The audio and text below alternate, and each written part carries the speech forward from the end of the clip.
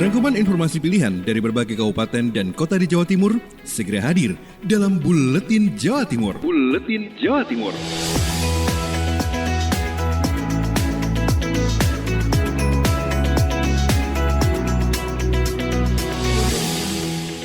Halo, salam jumpa sahabat. Kembali hadir ke tengah ruang dengar Anda untuk program Buletin Jawa Timur edisi hari ini Rabu 21 Oktober 2020 bersama saya Yurli Anissa.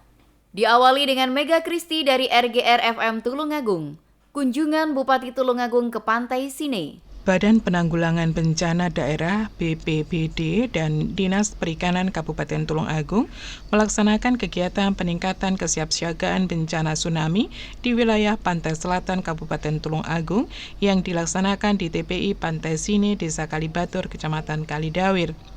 Kepala BPBD Kabupaten Tulungagung Suroso menyampaikan bahwa tujuan dari kegiatan tersebut adalah dalam rangka menyikapi tentang fenomena alam yang terjadi, yaitu adanya isu tsunami di pantai Sine.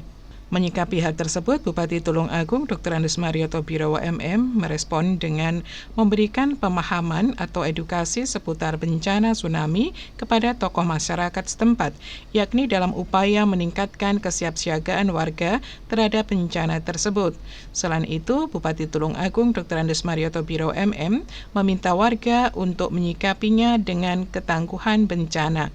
Di antaranya lebih mengenali tanda bahaya, risiko bencana, mitigasi bencana, dan lainnya, dan memberikan pemahaman lagi agar masyarakat bisa lebih tenang sehingga mereka bisa beraktivitas normal, tentu dengan kesiapsiagaan yang matang. Saya Mega Kristi, 90,1 RGR FM Tulungagung. Beralih ke Ersal Nganjuk, ada Agustin Merdekawati. Tidak bisa jangkau kekeringan di Macanan. Jumlah desa di Kabupaten Nganjuk yang mengalami kekeringan bulan Oktober bertambah lagi. 2 hari, Desa Macanan Loceret mengajukan permintaan air bersih ke Badan Penanggulangan Bencana Daerah Nganjuk. Meski demikian, letak daerah yang terpencil membuat truk tangki tidak bisa mengirim air bersih. Hal tersebut sesuai dengan hasil asesmen yang dilakukan oleh tim BPBD Nganjuk. Dikatakan Manajer Pusat Pengendalian dan Operasi BPBD Nganjuk, Ektavianto, jalan yang menanjak dan sempit, truk tangki tidak bisa masuk ke Dusun Bengkok, Desa Macanan. Warga yang mengalami kesulitan air bersih, yakni sebanyak 70 kakak. Setelah dicek kemarin, ada satu blok dengan total 12 kakak yang mengalami kesulitan air bersih paling parah. Dan yang menjadi masalah, letak blok di RT 8 RW 1 Dusun Bengkok terpencil dan truk tangki yang akan mengirim air bersih tidak bisa masuk ke tempat tersebut. Menghadapi masalah tersebut, tim berupaya mencari solusi baru agar mereka bisa mendapat air bersih. Berdasar pengecekan lanjutan, diketahui masih ada satu sumur airnya yang layak dikonsumsi yang jaraknya sekitar 400 meter dari blok. Menurutnya, warga setempat masih bisa menjangkau lokasi tersebut meski medannya naik turun. Dari Agustin Merdekawati, Suara Anjuk Ladang Anjuk. Lanjut ada Akmal Mustafa dari Suara Ngawi. KPU Ngawi melaksanakan evaluasi penganggaran Pilbub Ngawi 2020. Pengelolaan keuangan merupakan hal yang penting dalam menyelenggarakan pemilihan Bupati dan Wakil Bupati Ngawi tahun 2020. Oleh karena itu, Komisi Pemilihan Umum KPU Kabupaten Ngawi melaksanakan evaluasi penganggaran pemilihan Bupati dan Wakil Bupati Ngawi tahun 2020. Prima Equina Sulistianti, Ketua KPU Kabupaten Ngawi mengatakan bahwa evaluasi serta pengelolaan keuangan merupakan hal yang penting bagi penyelenggara, karena setiap tahapan dan kegiatan bermuara pada pertanggungjawaban keuangan. Sementara kegiatan evaluasi penganggaran pemilihan Bupati dan Wakil Bupati Ngawi tahun 2020 dihadiri Nanang Sunarko BPKP sebagai narasumber. Nanang mengatakan bahwa peran penting SDM perbendaharaan adalah mendukung pengelolaan uang negara. Akmal Mustafa, Suara Ngawi. Beralih ke Ninda Alivia dari Persada FM. Hingga kini, permintaan rekomendasi izin acara pernikahan di Kabupaten Blitar masih rendah. Memasuki pertengahan bulan Oktober 2020, sebagian besar kegiatan masyarakat bisa kembali dilakukan. Namun, ada sejumlah aturan yang harus dijadikan acuan masyarakat ketika menggelar suatu kegiatan seperti acara pernikahan. Hal utama yang harus dilakukan yaitu berkoordinasi dengan tim gugus tugas percepatan penanganan COVID-19. Juru bicara tim gugus tugas percepatan penanganan COVID-19 Kabupaten Blitar Krisnayakti mengatakan, selama memasuki pertengahan bulan ini, tim gugus tugas telah mengeluarkan kurang lebih ada 10 surat rekomendasi izin pernikahan. Dijelaskannya mekanisme kepengurusan rekom itu, pihak penyelenggara kegiatan harus bisa menjamin bahwa penerapan protokol kesehatan dapat berjalan optimal di acara tersebut. Selanjutnya, apabila disepakati bersama, maka surat rekom akan diberikan juga kepada pihak kepolisian setempat, kecamatan, dan desa. Ia berharap masyarakat yang ingin menggelar prosesi pernikahan bisa terlebih dahulu berkoordinasi dengan tim Satgas COVID-19 di Kabupaten Blitar. Yang untuk pernikahan lo ya, nah izinnya itu jadi begini, kalau di gugus itu kan rekom aja ya. Jadi rekom itu bunyinya adalah boleh melaksanakan asal memenuhi persyaratan protokol kesehatan. Krisna juga menghimbau agar memperhatikan jumlah kunjungan tamu, kalau bisa disesuaikan dengan kapasitas tempat atau tidak boleh melebihi 50% dan dilarang menggelar hiburan elektron atau yang bisa mengundang banyak orang.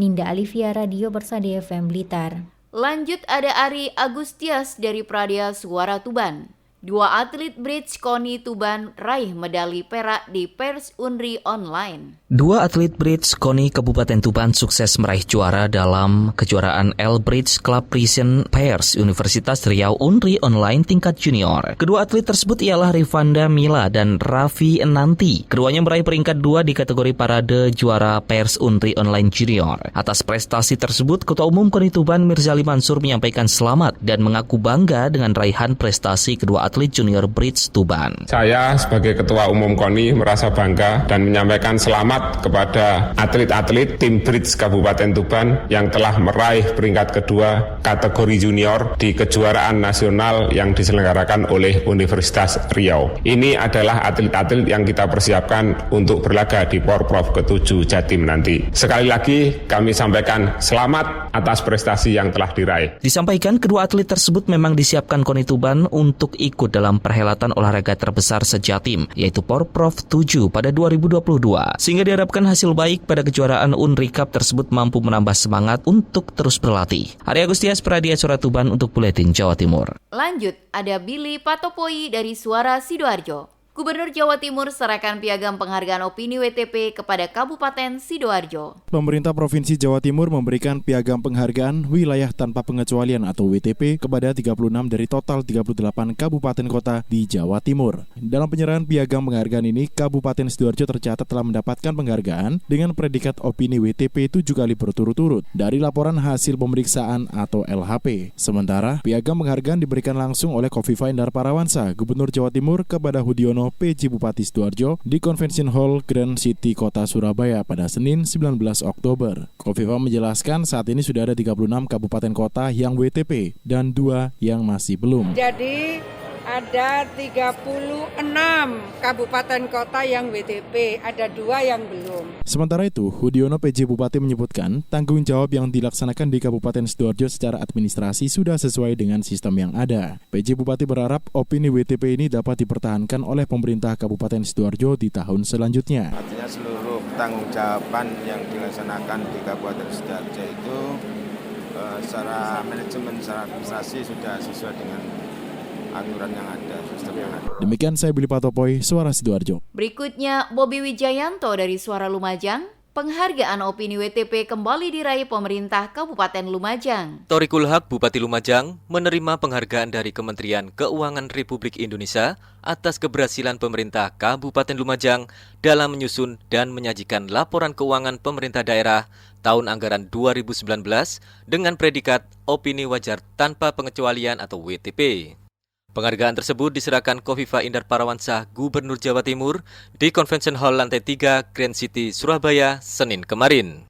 Pemerintah Kabupaten Lumajang telah 2 kali berturut-turut memperoleh penghargaan opini WTP Laporan Keuangan Daerah tahun 2018 dan 2019. Alhamdulillah, ini tahun kedua kita mendapatkan wajar tanpa pengecualian. Nah, sebenarnya ini juga evaluasi bagi kita, pemerintah Kabupaten Lumajang, untuk supaya mempertahankan predikat WTP ini tentu simultan dari tahun ke tahun. Dari hasil opini WTP tersebut, laporan keuangan daerah Pemkab Lumajang sudah sesuai dengan standar akuntansi pemerintahan atau SAP. Dedi Sopandi, Kepala Kantor Wilayah Ditjen Perbendaharaan Provinsi Jawa Timur mengatakan, opini WTP merupakan salah satu indikator pengelolaan keuangan negara yang sehat. Dirinya berharap penghargaan opini WTP dapat menjadi motivasi pemerintah daerah maupun provinsi untuk menyajikan laporan keuangan negara sesuai SAP. Bobi Wijayanto, Suara Lumajang FM, mengabarkan. Berikutnya ada suara Pasuruan Wisnu Dermawan. Haul Kiai Haji Abdul Hamid bin Abdullah Umar ke-39 dipastikan digelar secara virtual. Tidak seperti tahun-tahun sebelumnya, Haul ke-39 Kiai Haji Abdul Hamid bin Abdullah Umar yang akan dilaksanakan Senin 26 Oktober 2020 mendatang dipastikan digelar secara virtual. Humas Panitia Haul Lutfi Ansori kepada Emil Akbar, reporter Suara Pasuruan memastikan Haul Ulama Karismatik itu tetap digelar tahun ini. Tetapi karena masih dalam masa pandemi COVID-19, pihak panitia menerapkan kebijakan khusus untuk mencegah penyebaran virus corona. Kebijakan ini hanya menghadirkan keluarga, muhibbin, santri-santri senior, dan undangan yang diundang dengan estimasi jumlah antara 500 sampai 1.000 orang. Nantinya, Majelis Haul virtual akan menyiarkan haul dari Pondok Pesantren Salafiyah yang terkoneksi dengan siaran televisi lokal maupun streaming di kanal YouTube, Facebook, dan Zoom Meeting. Tidak berbeda dengan tahun sebelumnya, haul juga akan tetap diikuti sejumlah tokoh nasional. Sampai saat ini ada beberapa tokoh yang diundang untuk mengikuti haul, di antaranya Kiai Haji Mustafa Bisri atau Gusmus dan Kiai Haji Bahuddin Nur Salim. Panitia juga masih menunggu konfirmasi dari Wakil Presiden Republik Indonesia Kiai Haji Ma'ruf Amin. Wisnu Dermawan, Suara Pasuruan.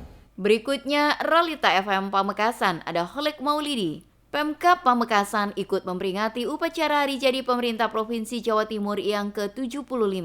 Pemerintah Kabupaten atau Pemkab Pamekasan ikut memperingati upacara Hari Jadi Pemerintah Provinsi Jawa Timur atau Pemprov Jatim yang ke-75 tahun. Upacara peringatan Hari Jadi tersebut dilaksanakan di halaman kantor Pemda Barat Kabupaten Pamekasan yang dihadiri oleh Sekretaris Daerah Toto Hartono sebagai pembina upacara dan dipimpin oleh Camat Kota Rahmat Suroso.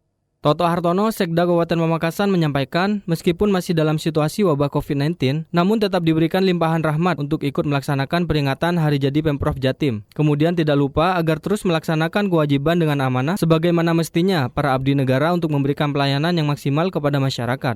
Hovifah Indar Parawansa, Gubernur Provinsi Jawa Timur melalui Toto Hartono menyampaikan, di situasi pandemi COVID-19 saat ini, ia meminta kepada seluruh elemen masyarakat agar dapat saling bekerja sama, bahu-membahu dan saling tolong-menolong untuk lebih menguatkan tekad dan menciptakan situasi di seluruh lingkungan masyarakat tetap aman, kondusif, terkendali dengan nyaman dan tentram.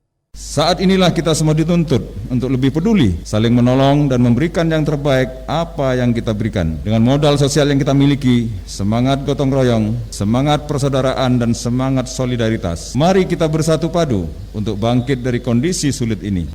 Toto menambahkan, semua orang saat ini dituntut agar lebih peduli, saling menolong dengan memberi apa yang dapat diberikan. Ia juga mengajak agar dapat bersatu padu, kemudian dapat bangkit dalam kondisi yang sulit ini dengan modal semangat persaudaraan serta semangat solidaritas. Holik Maulidi, Realita FM Pamekasan. Lanjut, ada Isyatun Hania dari Radio Suara Gresik. Satgas COVID-19 Gresik kembali menerima sumbangan masker. Sahabat, Satgas COVID-19 Gresik kembali menerima sumbangan masker serta hand sanitizer dari berbagai halayak yang nantinya akan disalurkan kembali ke berbagai kelompok masyarakat. Bantuan kali ini dari perusahaan migas asal Malaysia, Petronas Karigali Ketapang 2 Limit, yang langsung diserahkan oleh Wawan Primantoko selaku perwakilan Petronas Karigali Ketapang 2 Limit kepada Kepala Bagian Humas dan Protokol Pemerintah Kabupaten Gresik Reza Pahlevi di kantor Bupati Gresik. Wawan Primantoko sendiri menjelaskan, bantuan dari Petronas ini menjadi bentuk kepedulian perusahaan terhadap upaya pemerintah dalam menangani pandemi COVID-19 terutama di Kabupaten Gresik. Bantuan yang diserahkan berupa 22.000 masker bedah untuk disebarkan kepada masyarakat melalui pemerintah Kabupaten Gresik. Harapannya, program bantuan ini dapat membantu masyarakat untuk menanggulangi pandemi COVID-19. Saya Isyatun Hania melaporkan dari Suara Gresik untuk Buletin Jawa Timur.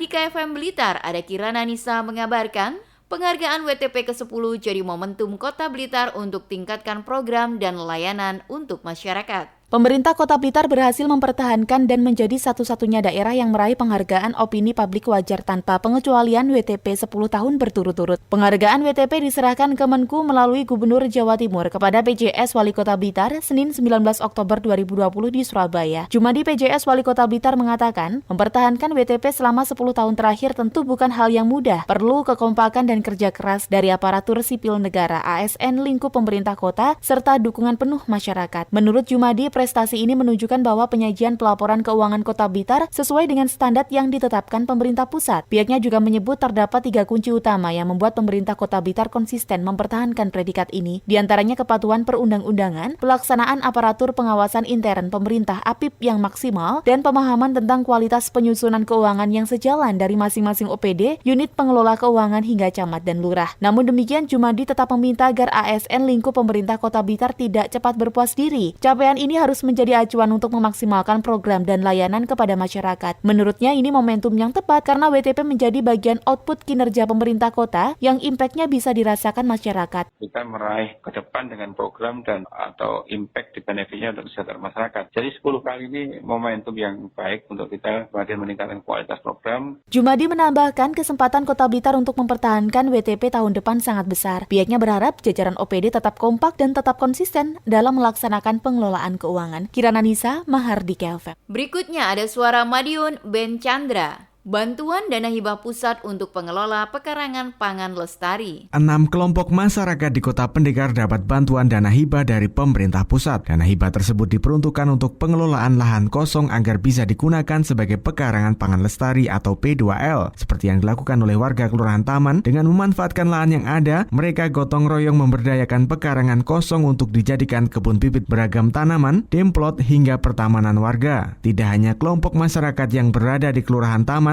namun juga terdapat 5 kelompok lainnya yang juga mendapatkan bantuan dari pusat, yaitu Kelurahan Banjarjo, Kelurahan Pandean, Kelurahan Madiun Lor, Kelurahan Sogaten, dan Kelurahan Patihan. Secara swakelola, mereka mengisi pekarangan yang dimiliki dengan bermacam tanaman yang berkelanjutan, menggunakan dana yang diberikan pemerintah pusat. Selain untuk memenuhi kebutuhan keluarga, dengan adanya P2L, diharapkan mampu menambah nilai ekonomi keluarga dengan cara memperjualbelikan sayur yang telah ditanam di lahan tersebut. Ben Chandra, Radio Suara Madiun. Pamungkas Devi Aprilia dari Suara Kota Probolinggo. Peringati Hari Santri Nasional 2020, pemerintah kota gelar mancal bareng para kiai dan wali kota. Minggu pagi kemarin, Kota Probolinggo punya cara lain dalam memperingati Hari Santri Nasional di tahun 2020, yakni dengan menggelar mancal bareng bersama dengan kiai.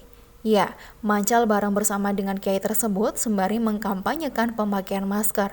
Giat goes tersebut diikuti oleh Wakil Wali Kota Muhammad Sofi Sumri, Kiai Haji Mutawakil Allah, Gus Haris, pengasuh Pondok Pesantren Kiai Haji Hasan Genggong, DPRD Jatim Gus Hilmi, Ketua DPRD Kota Probolinggo Abdul Mujib, pengurus PCNU, Ketua MUI, para pejabat di lingkungan pemerintah Kota Probolinggo, santri, serta masyarakat. Dalam giat tersebut, Wali Kota Habib Hadi berpesan, di masa pandemi COVID-19 saat ini, para kiai dan ustadz bisa memanfaatkan momen untuk terus menyadarkan masyarakat tentang pemahaman agama. Menurutnya, dakwah lewat media sosial sangat penting lantaran anak-anak muda banyak memiliki media sosial agar mereka tidak terpengaruh paham radikal yang tidak diinginkan. Dengan kebersamaan sesuai dengan tema Hari Santri Nasional saat ini, yakni Santri Sehat Indonesia Kuat, menjadi spirit agar bangsa ini tidak mudah pecah belah, agar dapat bersatu untuk bangsa dan negara. Berharap kepada tokoh-tokoh masyarakat, para kiai, para ustadz, semuanya, karena sekarang kita baru menemukan solusi bagaimana caranya untuk menyadarkan masyarakat dalam paham-paham yang mana selama ini banyak aliran-aliran yang tidak baik yang belum bisa berhasil dibendung.